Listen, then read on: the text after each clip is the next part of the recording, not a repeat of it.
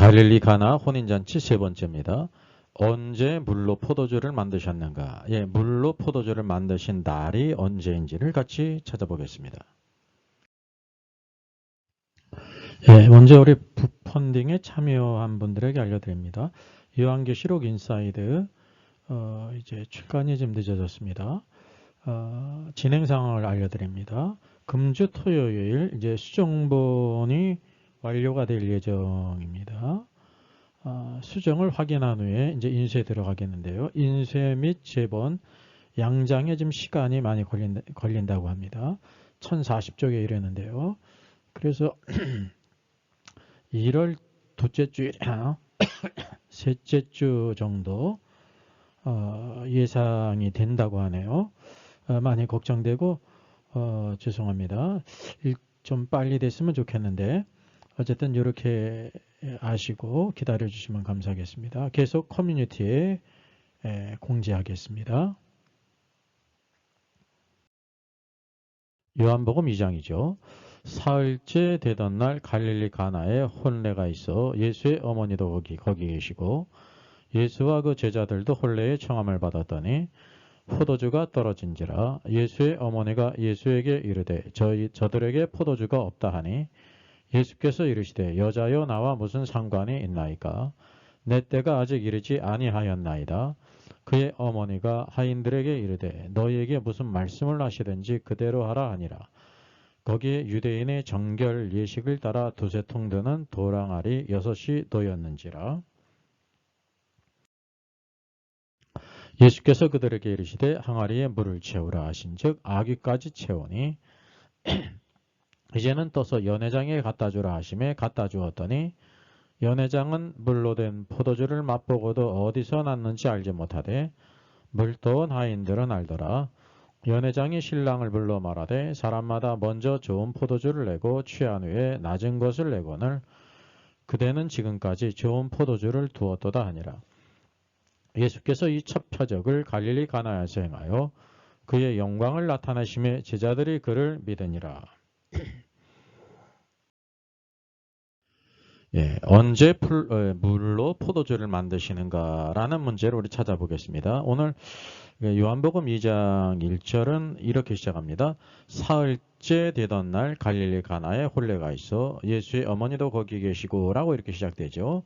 그러니까 이제 물로 포도주를 만드신 날이 언제라는 것을 성경이 말씀하고 있냐면 사흘째 되는 날이라고 말하고 있어요. 예, and the third day라는 말이죠. 이것이 어떤 의미인지를 알기 위해서 적어도 이제 2장 1장에 이르기까지 1장에서 어떤 흐름으로 기록되는지를 우리가 볼 필요가 있습니다. 그래서 성경의 흐름이 매우 중요합니다. 자, 첫째, 요한복음 1장은 태초에 말씀이 계시니라. 이 말씀이 하나님과 함께 계셨으니 이 말씀은 하나님이시니라. 그가 태초에 하나님과 함께 계셨고 만물이 그로 말미암아 지은 바 되었으니 지은 것이 하나도 그가 없이는 된 것이 없느니라 라고 하면서 이제 18절까지 이렇게 기록되어 있습니다. 이게 요한복음의 서문에 해당되는 것입니다. 그럼 그 이유를 보겠습니다. 19절 이하를 보게 되면 여기 세례 요한의 증거가 있어요. 첫째죠. 첫 번째 기록이에요. 서문 외에 유대인들이 예루살렘에서 제사장들과 레위인들을 요한에게 보내요. 내가 누구냐 물을 때 요한의 증언이 이러하니라. 이게 요한이 자기 자신에 대해서 증언한 거죠. 그래서 이것이 이제 19절로 26절에 있는 말씀 쭉 이어서 27절까지 이렇게 기록하고 있다는 것입니다. 그 위에 말씀을 우리가 또 주목할 필요가 있어요.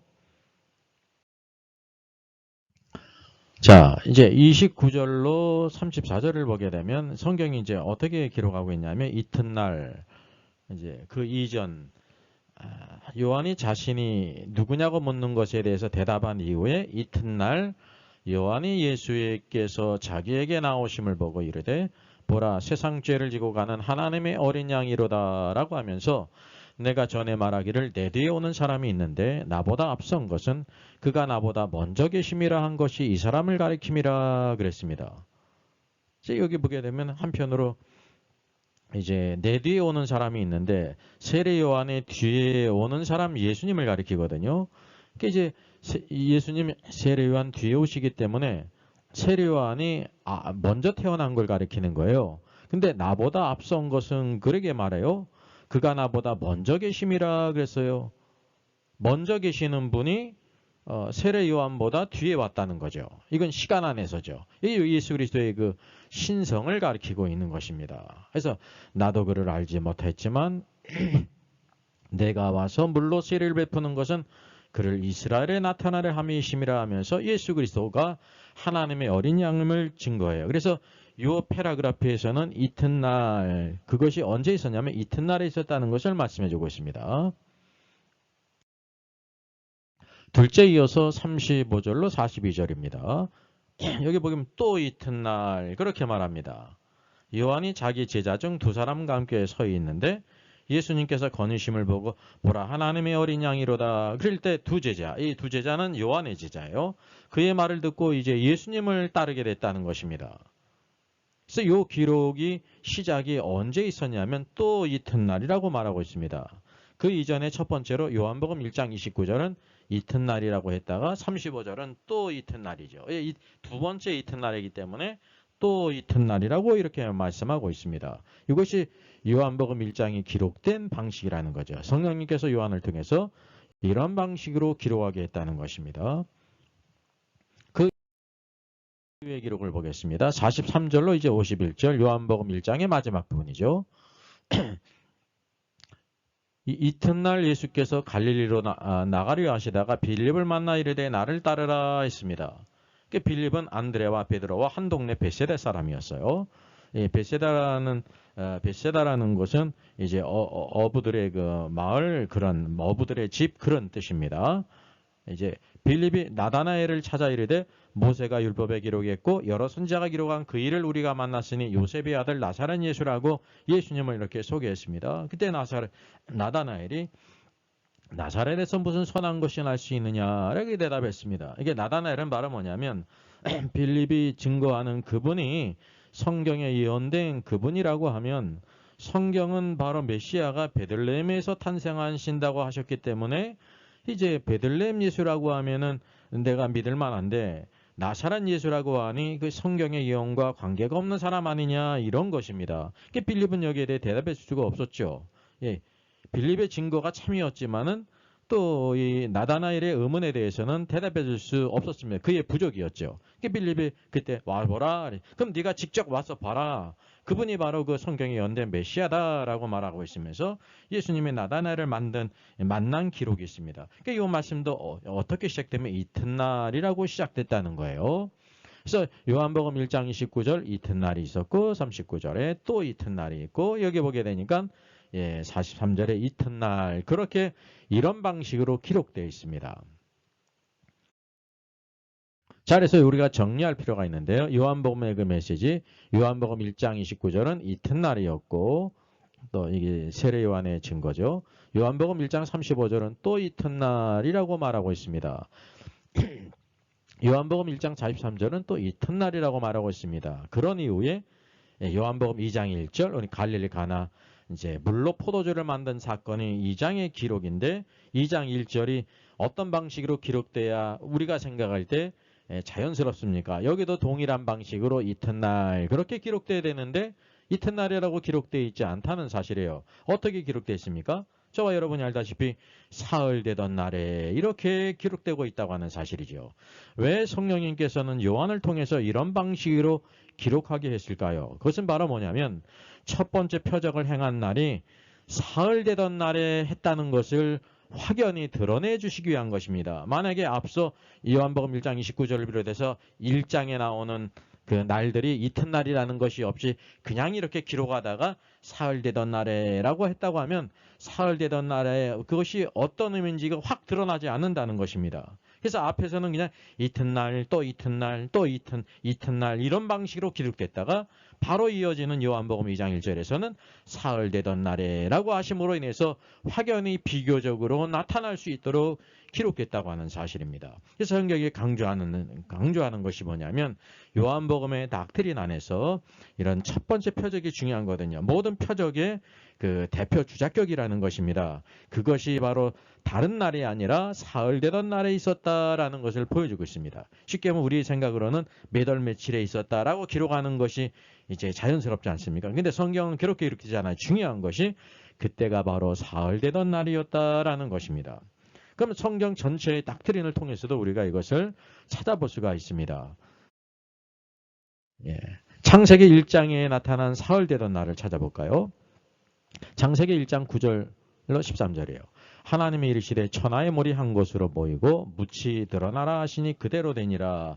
하나님의 묻을 땅이라 부르시고 모인 물을 바다라 부르시니 하나님 보시기에 좋았더라 그랬습니다. 그런 이후에 하나님이 이르시되 땅은 풀과 씨 맺는 채소와 각기 종류대로 씨 가진 열매 맺는 나무를 내라 하시니 그대로 되니라 그랬습니다. 이 모든 것이 하나님 보시기에 좋았더라 라고 하며 저녁이 되고 아침이 되니 이는 셋째 날이니라 그랬습니다. 이 셋째 날이 바로 사흘 되던 날이거든요.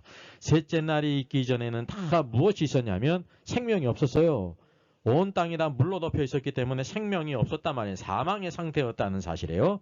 그러다가 사흘 되던 날에 무엇이 난 생명이 나오겠다. 첫 번째 생명, 이런 식물들의 모든 것들을 주님 하나님께서 창조하시지 않습니까? 그러니까 이것이 창세기 1장에 나오는 첫 번째 사흘 되던 날에 생명이 일어났다는 것이죠. 이런 닥트린 가운데 요한복음 2장에 물로 포도주를 만든 것이 이와 같은 것이라는 것을 우리에게 보여주고 있는 것입니다. 왜? 태초에 하나님이 계시니라. 하나님이 이 말씀과 함께 계셨으니 이 말씀은 곧 하나님이시라고 하시면 그 하나님을 무엇으로 소개하면 빛으로 생명, 조의 생명, 영원한 생명을 가지신 하나님이라고 소개하고 있다는 거죠. 이런 원칙은 또 있습니다. 창세기 우리가 22장을 보게 되면 사흘 되던 날이 있어요. 특별히 이것은 아브라함이 하나님께서 아브라함을 시험하지 않습니까? 하나님의 아브라함을 시험하시려고 그를 부르시니 아브라함 하시니 그가 내가 여기 있나이다. 여호와께서 이르시되 내 아들 내 사랑하는 독자 이삭을 데리고 모리아 땅으로 가서 내게 일러준 산 번제로 드리라 그랬습니다. 번제로 이렇게 태워서 드리라는 거예요. 다 온전히 다 태워서. 아브라함은 그것이 어떤 의미인지를 알았어요. 그럼에도 이해하지 못했지만은 여호와 하나님께서 말씀하신 것이기 때문에 순종했습니다. 그의 순종이 사흘길을 가면서 여기 4절에 제3일에 그랬습니다. 사흘길을 가면서요. 이 아들과 한 대화를 나누지 못했다는 것입니다. 왜냐 이게 아브라함의 고민이 있는 것입니다. 어떻게 살아계신 하나님께서 이방신을 섬기는 것처럼 이제 인신제사를 드리고 하는 거, 이 번제로 드리는 것이 바로 그런 거거든요. 이해되지 못했지만은 순종했는데 그것이 참된 믿음이라는 거죠. 왜냐하면 우리의 믿음은 대부분 우리가 이해가 되면 순종하지 않습니까? 이해가 되지 않는 건 순종하지 않잖아요. 이것이 바로 우리 인간의 한계라는 거예요. 근데 아브라함은 어떤 믿음을 가졌냐면 이것이 자신의 이성으로 이해되지 않을지라도 여호와 하나님은 선하시기 때문에 영광이 하나님이기 때문에 그 말씀에 순종했습니다. 사흘 길을 아무 대화 없이 그 고민 가운데 고뇌 가운데 순종했다는 거죠. 그래서 이 사흘 길이 무엇을 가리키냐면 하나님께서 보실 때 이미 이삭이 죽어진 것입니다. 아브라함뿐만 아니라.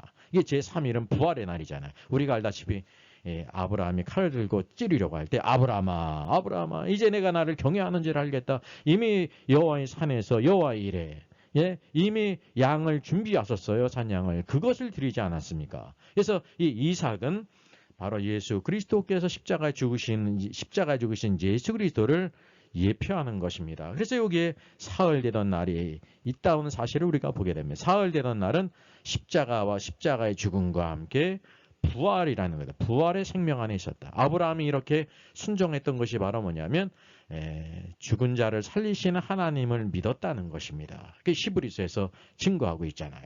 오늘도 우리가 이런 신앙을 가져야 되고 우리가 언제 있게 될 때 사흘 되던 날에 있게 될 때 온전히 주의 말씀을 따라 순종하고 주님을 위해 살아가고 이 땅에서 믿음의 사람으로 살아 승리할 수 있습니다.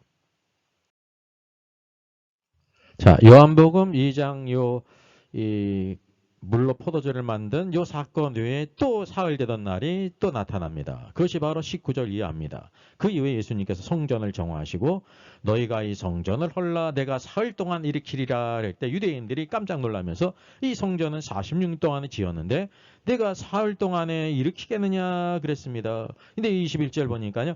그러나 예수는 성전된 자기 육체를 가리켜 말씀하신 것이라 예수님이 십자가 죽으신 후에 사흘 후에 부활하실 것이 바로 뭐냐면 참 성전이신 예수 그리스도께서 그 성전을 일으키는 것으로 말씀하셨다는 거예요. 22절 보니까 죽은 자 가운데서 살아나신 후에야 제 아들이 말씀하신 것을 기억하고 성경과 예수께서 하신 말씀을 믿었더라라고 말씀하고 있습니다. 이 모든 성경의 닥트린은요. 요한복음뿐만 아니라 창세기로부터 계속해서 이 사흘 되던 날이 예수님의 죽으심과 부활을 우리에게 보여주고 있다는 거죠. 이게 물로 포도주를 만든 것은 어디 안에 있는 거냐면 예수 그리스도의 십자가와 죽으심과 부활 안에 그런 일이 있다는 것을 우리에게 보여주고 있습니다. 오늘도 우리의 신앙이 이 부활 안에 있어야 되는 것입니다. 우리는 십자가를 붙들 뿐만 아니라 부활의 신앙을 가지고 아브라함과 같이 오늘도 예수 그리스도 안에서 믿음으로 살아 승리하는 사람이 될 수 있습니다.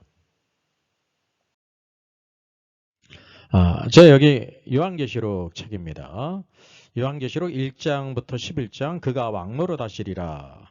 제가 30년 전에 요한계시록 강해집을 냈어요. 다니엘서를 포함한 게 510쪽이고 아주 중요한 부분만 넘어서 510쪽인데요. 이제 30년이 넘어서 책도 이제 품절이 될 뿐만 아니라 이제 모든 내용들을 한번 다시 집필을 해야 되겠다라는 마음을 품고 제가 오래전부터 집필을 시작해서 지금 중간 단계에 있습니다. 그래서 여러분이 이제 책을 보시게 되면 성경의 완성과 신앙의 놀라운 영광과 하나님의 놀라운 경륜을 다 알 수가 있습니다. 그래서 요한계시록 제가 여기 가제로 하나님의 왕국과 창조의 경륜의 완성이 요한계시록이에요. 요한계시록을 알지 못하면 하나님의 경륜을 알지를 못하게 되는 거예요. 모든 성경을 알아도 계시록을 모르면 결론 부분이 없게 된다는 사실이죠. 그래서 우리가 이 부분을 더 잘 알아야 될 필요가 있죠. 그래서 1장부터 11장까지의 내용을 제가 지금 집필 중에 있습니다. 여기 밑에는 그가 왕노릇 하시리라. 이게 가장 중요한 부분이거든요. 그래서 북펀딩이라는 게 소위 있는데 예약 구매로 후원을 하는 것입니다. 제가 이제 1장부터 11장까지 지금 집필 중에 있고요.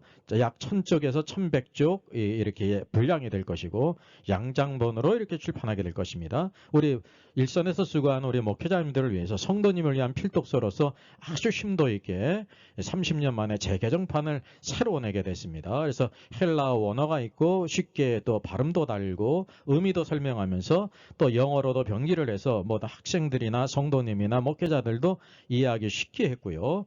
특별히 무천년설과 전천년설을 비교해 가면서 어떤 것이 이제 성경의 견해고 어떤 것이 오류가 있는지를 자세히 QST 하면서 책을 달았습니다. 아마 이렇게 요한계시록을 쓴 책은 제가 찾아보질 못했어요.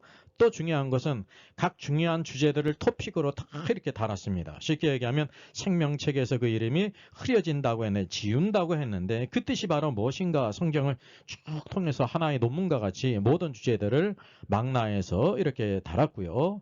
정가가 이제 약 59,000원인데 예약 특가가 5만 원이에요. 그리고 이제 무료 배송이 됩니다. 이 계좌에 본인 이름을 꼭 기재를 하셔서 5만 원을 입금한 후에 이 메일로 입금자 성명과 주소를 보내시면 출판 후 가장 먼저 이제 10월경이 될 것 같습니다. 먼저 우리를 구원하시기 위해서 죄 있는 육신의 모양으로 이 땅에 오시고 고난받으시고 십자가를 지시며 죄인들의 조롱과 조소를 받으시고 십자가 죽으신 주님, 음부에까지 내려가시고 부활하시고 또 승천하셨습니다. 영광 중에 다시 오실 주님을 기억하면서 찬양하겠습니다.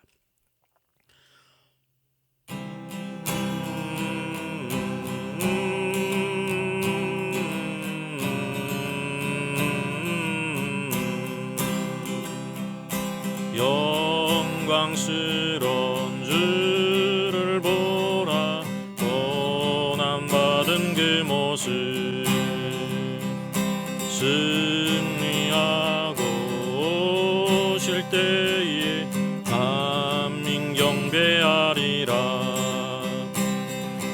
왕의 왕이 되신 주께 멸류관을 드리세 왕이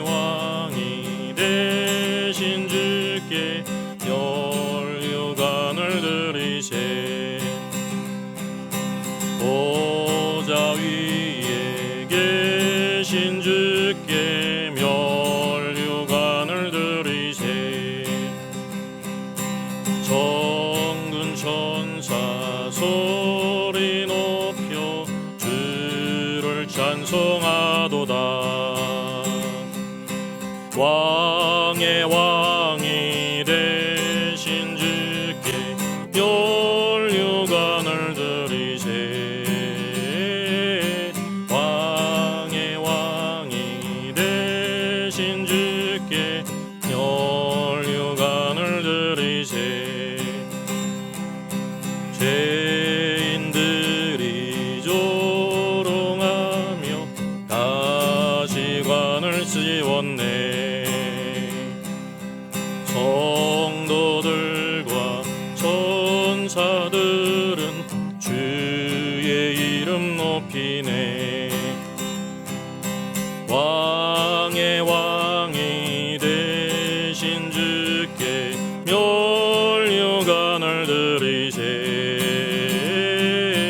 왕의 왕이 되신 주께 멸류관을 들이세 만민들의 찬송 소리 하늘 높이 퍼진다 하늘 보자 바라보니 기쁨 한량 없도다 왕의 왕이 되신 주께 멸류관을 들이세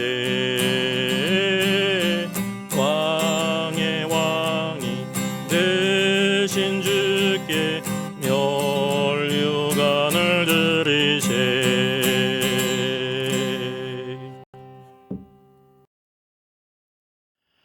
Our Father in heaven, hallowed be your name.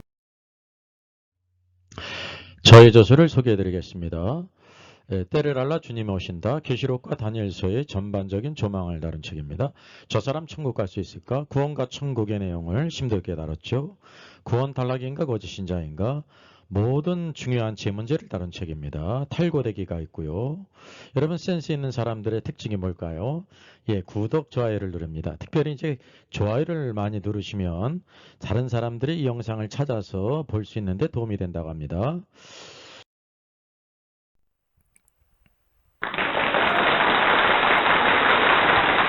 수고하셨습니다.